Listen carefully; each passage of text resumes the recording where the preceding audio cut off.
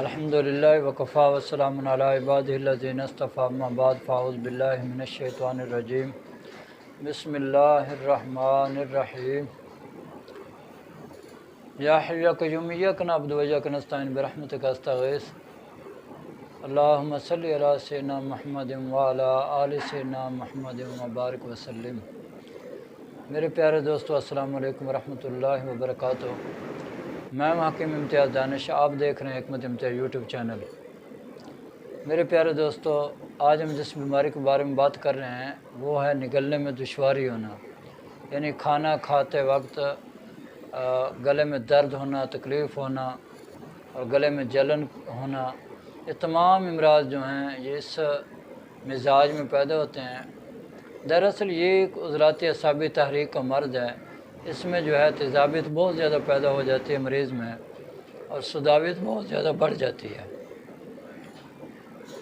اس مرض میں سوداویت بہت زیادہ بڑھ جاتی ہے، جس کی وجہ سے مریض کے لیے یہ بڑی پریشان کن بن جاتی ہے۔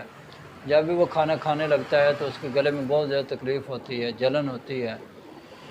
تو ایسے مریض جو ہیں پھر وہ کھانا کھانے سے کتراتے ہیں، گھبراتے ہیں، حتیٰ کہ پانی کا گھونٹ بھی نہیں پیتے، کیونکہ وجہ کیا ہوتی ہے کہ ان کے گلے میں درد ہو رہا ہوتا ہے۔ تو یہ دراصل تیزابیت کا زیادہ ہو جانا ہے، اور جیسے ہی تیزابیت جو ہے وہ اچھل کر گلے کی طرف آتی ہے تو ان کی تکلیف اور زیادہ بڑھ جاتی ہے۔ تو میرے پیارے دوستو، اس میں گھبرانے کی کوئی ضرورت نہیں ہے۔ جو ابھی میں آپ کو نسخہ جات دوں گا، یہ اپنے گھر میں بنا کر رکھیں۔ گلے کے جتنے بھی مسائل ہیں انشاءاللہ اس سے ٹھیک ہونا شروع ہو جائیں گے۔ سونڈ لیں گے 50 گرام، نشادر لیں گے 20 گرام، کالی مرچ لیں گے 10 گرام، سنا مکی لیں گے 50 گرام، کست شیری بھی لیں گے 50 گرام۔ آپ نے اس کا انتہائی باریک پاؤڈر بنا لینا ہے۔ چھوٹی آدھی چمچ صبح و شام کھانے کے بعد ہمراہ نیم گرم پانی استعمال کریں، اور اس کے ساتھ ایک جوارش کمونی ملتی ہے بازار سے، وہ لے لیں۔ چھوٹی آدھی چمچ دن کے وقت وہ بھی آپ نے استعمال کرنی ہے۔ بس یہی دوائی آپ نے چند دن استعمال کرنی ہے۔ انشاءاللہ تعالیٰ آپ دیکھیں گے آپ کے جو نگلنے کے یعنی کہ کھانا کھانے کی جو تکلیف ہوتی ہے، جو گلے میں درد ہوتا ہے، اور جو آپ کو محسوس ہوتا ہے کہ جیسے غذا میرے گلے میں اٹکی ہوئی ہے، وہ انشاءاللہ تعالیٰ اس مرض سے ٹھیک ہونا، اس دوائیوں سے ٹھیک ہونا شروع ہو جائیں گے۔ تو یہ دوائی بنائیں، استعمال کریں۔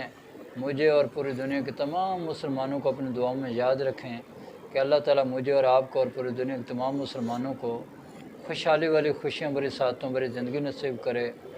جو میرے بھائی مقروض ہو گئے ہیں، جو قرض دار ہیں، اللہ انہیں قرض سے نجات عطا فرمائے، اور جو بے اولاد ہیں اللہ انہیں نیک صاحب اولاد بنائے، اور فرما بردار اولاد سے ان کو نوازے، اور باعمل عالم دین بنائے ان کے اولادوں کو، تاکہ ان کے لیے قبر جو ہے وہ بھی اچھی بن جائے، دنیا بھی اچھی بن جائے۔ تو اب میری اللہ سے دعا ہے کہ اللہ تعالیٰ آپ کو اور پوری دنیا کے تمام مسلمانوں کو صحت والی، سلامتی والی، عافیت والی، برکتوں والی، کامیابیوں والی، خوشحالی والی، خوشیاں بری، سعادتوں بری زندگی نصیب کرے۔ آمین۔ وآخر دعوانا ان الحمدللہ رب العالمین۔